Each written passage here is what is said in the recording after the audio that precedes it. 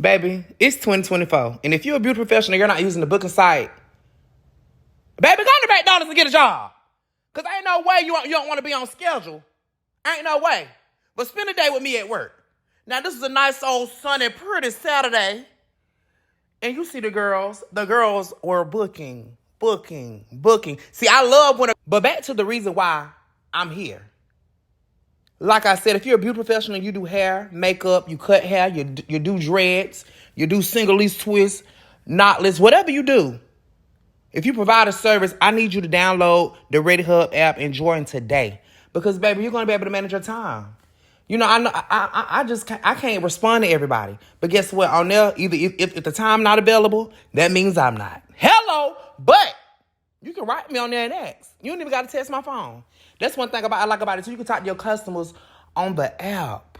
These people ain't got to have your number. So if you want to sign up for Ready Hub, click the link in my bio, sign up as a professional, and tell them I sent you. Now, here is a little preview of the app. That's how your calendar look, but this is how your page will look. They can see everything you provide, where you're located at, how much it costs. They put the deposit down, and boom, it's an appointment. Have a good day.